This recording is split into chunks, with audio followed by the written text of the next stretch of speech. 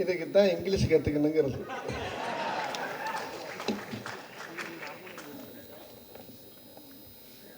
இங்கிலீஷில் பேசுகிறப்ப என்ன நடக்குது எதுவுமே தெரியாது, காது கேட்காத செவிட மாதிரியே நான் உட்காந்துருந்தேன். அப்பப்போ மோகன் ராஜா தான் எனக்கு எக்ஸ்பிளைன் பண்ணிகிட்டு இருந்தார்.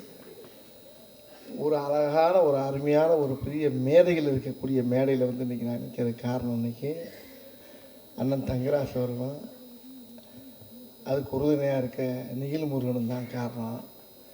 இவ்வளோ அற்புதமான மேடை இன்றைக்கி தான் நான் பார்க்குறேன். ஒரு சர்வதேச ஒரு பட விழா 7 நாளாக இங்கே நடக்குது. எனக்கு இதை பற்றி எதுவுமே தெரியல.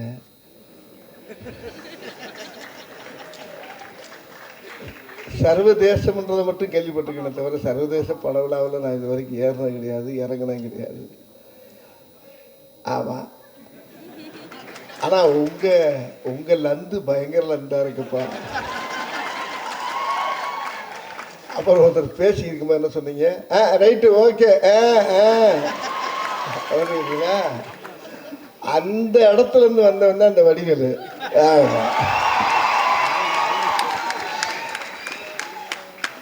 நிஜம்னா நீ சொல்றது லிமிட்டா பேசணும், அலாட்டா பேசணும். அப்படி லைட்டா கரெக்டி வரும் டைலாக் கொண்டு போய் பருத்தி பால் அப்படிமா ஒருத்தன். பழைய படமெல்லாம் பார்க்குறப்ப பார்த்தீங்கன்னா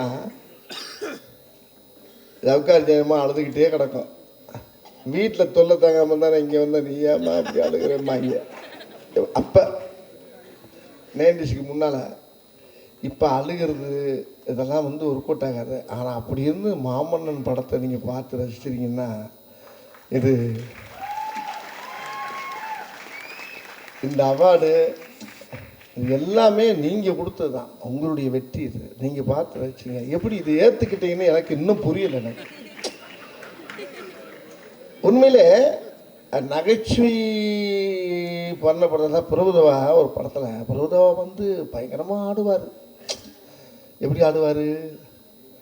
தரைக்கு மேலே ஆடுவார், கீழே காலே இருக்காது, மேலே ஆடுவார். ஒரு அவார்டு கூட தரமாட்டேன்ட்டாங்க. ஆனால் வெண்ணிலவே வெண்ணிலவே விண்ணை தாண்டி வருவாயா ஒன்றுமே செய்யலைங்க. விரல மட்டும் நிற்கினாரு தேசிய அவார்டுக்கு.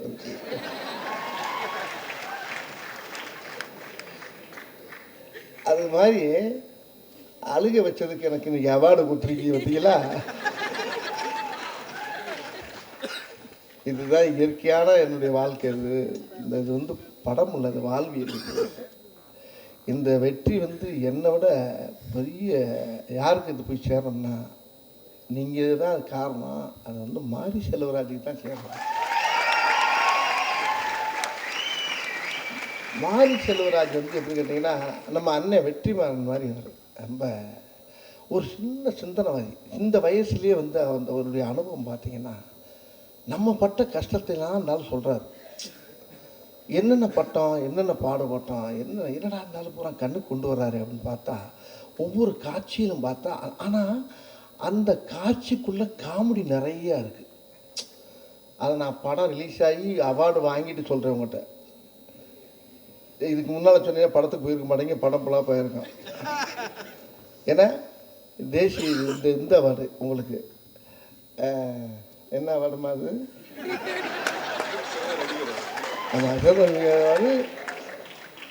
சென்னை சர்வதேச திரைப்பட இது கூட தெரிஞ்சதான் கேட்டு சொல்லுறது. இப்போ அதை தான் மனப்பாடம் பண்ணிக்கிட்டு அது கூட வந்துருச்சு.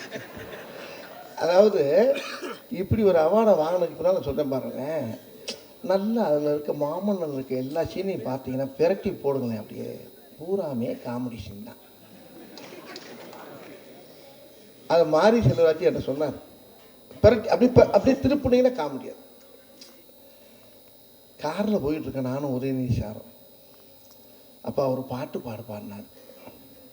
அப்போ ஒரு பாட்டு பாடுறேன், திடீர்னு லாரி வந்து இடிக்குது. அவர் சொல்கிறாரு, இதுக்கு தான் பாட வேணான்னு சொன்னேன். ஏன் நீ வேறு ஏங்க என்னங்க பாட சொல்லிவிட்டு லாரி வந்து வாயை வச்சுக்கிட்டு சும்மா வாப்பா அப்பான்னா ஒரே தான் ஓவராக போகிற நீ அப்படின்ட்டு. அதே மாதிரி வீட்டுக்குள்ளே உட்காந்துருப்போம். நான் கேட்டேன் மாரி செல்வராஜா, ஏயா கதவை சாத்திட்டு ஏயா உள்ள உட்காரணும்? கையில தான் துப்பாக்கி இருக்குல்ல மாதிரி. அப்பனும் மகனும் சேர்ந்து வெளியில உட்காந்து, அல்ல அது வேற கணக்கு உங்களுக்கு தெரியாதுன்னா.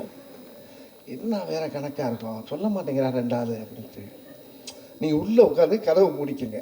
எனக்கு சிரிப்பு அடக்க முடியும், உள்ள ஒரு பக்கம் ஓடுது. ஆனா ஆனா ஆனா அண்ணே சிரிக்காங்கண்ணே, அண்ணே சிரிக்காங்கண்ணே. இவர் அதுக்கு மேல நம்மால் உதயநிதி சார் அவர் பின்றாரு. அப்ப பேசி இருக்கும்போது சொல்றாரு உதயநிதி சார், அப்பா நான் ரொம்ப சீரியஸா, என்னப்பா கதவை உடைச்சிட்டு இருந்தானா வெளியே ஓடுறதுக்கு பாதம் இருக்கா? கதவை திறந்து வச்சிருக்கியா?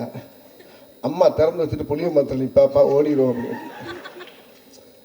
சார் அங்க என்ன நடக்குதுங்க அப்படின்னாரு அவர் டைரக்டர். கதவை சாத்திட்டு உட்கார்ந்தோம். சரி ரைட், அது முடிஞ்சு. இப்போ அந்த அந்த சீரியஸுக்குள்ளேயே அந்த ஷூட்டிங் ஸ்பாட்டில் காமெடி நடந்துக்கிட்டே கிடக்குங்க. அவ்வளோ காமெடியும் வந்து ஏற்றிக்கிட்டு அப்படியே பூரா மறைச்சிக்கிட்டு சீரியஸுக்கு வர்றோம். அப்போ டைரக்டர் சொல்கிறாரு, அண்ணே வடிவல்ண்ணே, அண்ணே அண்ணே அண்ணே அண்ணே அண்ணே கொஞ்சம் சிரிக்காமல் பண்ணுங்கண்ணே, நாங்கள் சிரிச்சிட்டு சீரியஸுக்கு வந்துடுவோமுங்க, நீங்கள் ஏன் பயப்படுறீங்க? நீ வந்துடுவையா, நான் வரணுமே உள்ள அப்படின்றாரு. சரி முடிஞ்சு. அதுக்கப்புறம் கதவை திறக்கலாம், மெல்ல ஜன்னல் வெளியே பார்க்குறேன். அதை நீங்கள் ஒத்து பார்த்தீங்கன்னா சிரிச்சிருவீங்க. நீங்கள் ஜன்னல் வெளியே பார்த்தா லாரியில் வராங்க, அப்படி பார்த்து அப்படின்னா போச்சு. அது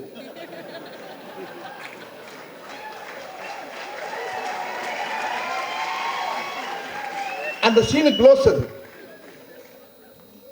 லாரி லாரியாக வந்து இறங்குறாங்க. இவரும் பார்க்குற நானும் பார்க்குறேன். பார்த்து ஃபஸ்ட்டு டேக்கில் அண்ணே அண்ணே ஐயோ வராமண்ணே, அண்ணே நான் செத்தே வருவேனே, கொண்டுருவாங்கன்னு. சிரிப்பே வரக்கூடாது, உங்கள் நடையில் கூட சிரிப்பு வரக்கூடாது, தயவு பண்ணி சீரியஸாக பண்ணுங்கண்ணே ரைட்டு அப்படின்னு திறந்துட்டு பார்த்தேன். ஒன்று இவரும் பார்த்தார். படக்கம் போய் கதவு திறந்தார். கதவு வேணாப்பா வேணாப்பா, அதை நல்லா உத்து பார்த்தீங்கன்னா அதுலேயும் காமெடி இருக்கு. வேணாப்பா உள்ள வந்தால் கொண்டுருவாங்க அப்படின்னு ஒன்று இருக்கு. ஆக சீன் பை சீன் உள்ள காமெடி இருந்துகிட்டு இருக்கு. ஆனால் அது அப்படியே மறைக்கப்பட்டு ஏஆர் ரஹ்மான் அப்படி தூக்கி கொண்டு நிப்பாட்டினார் பாருங்க.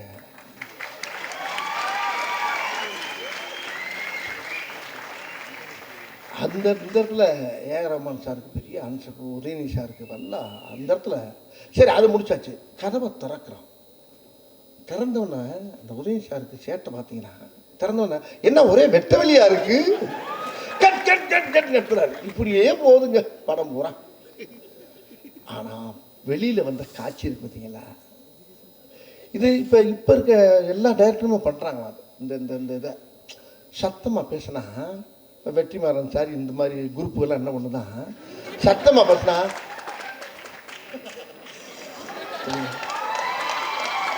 இப்போ நம்ம பாடி லாங்குவேஜ் தான், நம்ம சிக்னல் தான் உள்ள ஓடிக்கிட்டு இருக்கு. எல்லாம் எல்லா ஷூட்டிங் ஸ்பாட்ஸ்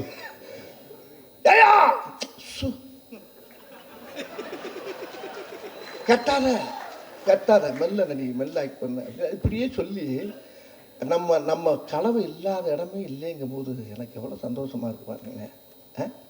நீ நேற்று ஒன்று போட்டிருக்காங்க, என்ன அம்பி ஆற்றுல எல்லாம் சௌக்கியமா இருக்கோ அப்படின்னா, போய ஆற்றுல பூரா வெளில வந்து செத்துக்கிட்டு இருக்காங்க போய.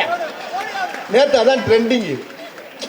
இப்போ என்னன்னா எல்லா இடத்துலையும் இந்த மீம்ஸ் அழகா நம்ம எதை நினச்சி பண்ணதில்லை, நம்மளா பண்ணோம். ஆனால் அது எதிர்காலத்தில் இந்த மாதிரி மீடியாக்கள் வந்து இன்னைக்கு இந்த அளவுக்கு டேக்கப் ஆகி போகுன்னா பெரிய விஷயமா இருக்குது.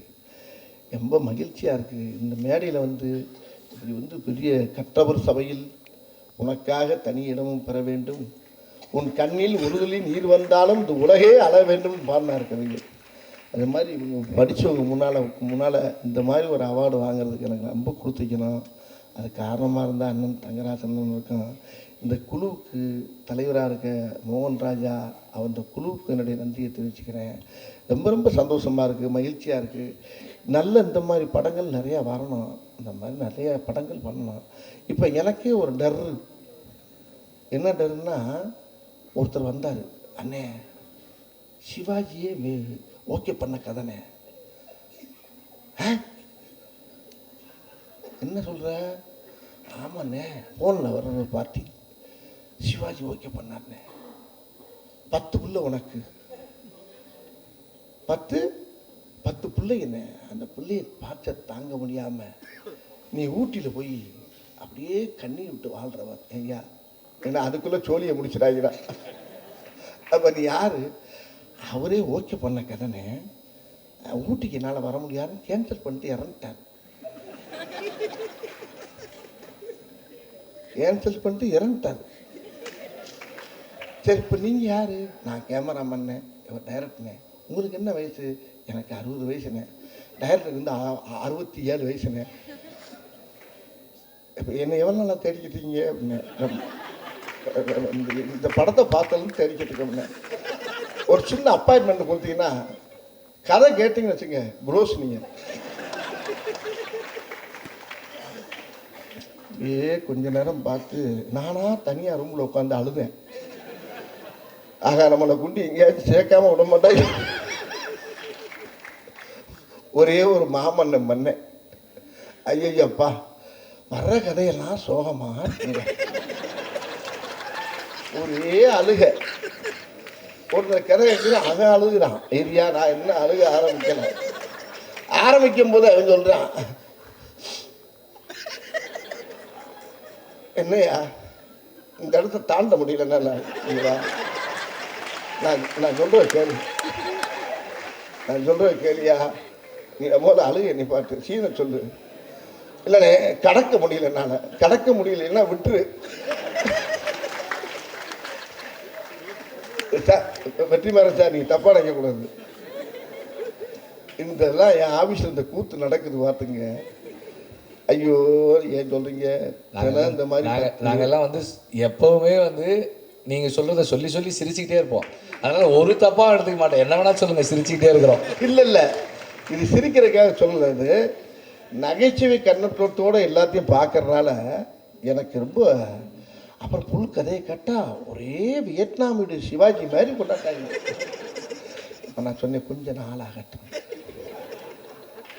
இன்னும் ஒரு 5 வருஷத்தை கடக்கட்டும், அதுக்கப்புறமா இந்த மாதிரி ஐட்டத்தை பூரா பார்ப்போம். அதுக்குள்ளே கொண்டு ஜோலியை முடிச்சு முடியலாதீங்கப்பா அப்படின்னு சொன்ன மாமன். உன்னை ஒரே நிமிஷா அண்ணே, ரொம்ப சோகமெல்லாம் வரும், நிறையா சிக்கிறாதீங்கண்ணே, டிரான்ஸ்ஃபாரம்லாம் வரும், கையை உள்ள விட்டுறாங்க. அப்படி இன்னும் கொஞ்சம் சிரிக்க வச்சுக்கோங்க, போய்க்குங்க, இன்னும் கலந்து வந்து ஆட்சி பண்ணுங்க அப்படின்ட்டாங்க. ஆனால் அந்த மாமன் இந்த அளவுக்கு உங்கள் மத்தியில் போய் சேர்ந்ததுக்கு எனக்கு பெரிய பெருமையாக இருக்குது, ரொம்ப சந்தோஷமாக இருக்குது. அதாவது டைரக்டர் அவருடைய வழியையும் சொல்லியிருந்தார். ஏழைகளுடைய வழியை, மக்களுடைய வழியை, ஒரு தாய் தப்பை எவ்வளோ எப்படி இருப்பாங்க வீட்டில் அப்படிங்கிற அந்த கதையை சொல்லி அந்த கதைக்கு இங்கே அவார்டு வாங்கினது வந்து எனக்கு ரொம்ப ரொம்ப பெருமையாக இருக்குது. இந்த அவார்டு என்னுடைய அவார்டு இல்லை, டைரக்டருக்கு பெருமை சேர்த்த அவார்டு, உதயநிதி சாருக்கு, அந்த கம்பெனிக்கு உங்களுடைய அவார்டு. ரொம்ப சந்தோஷம் வர மகிழ்ச்சி. இந்த மாதிரி நிறைய படங்கள் பண்ணோம். வணக்கம்.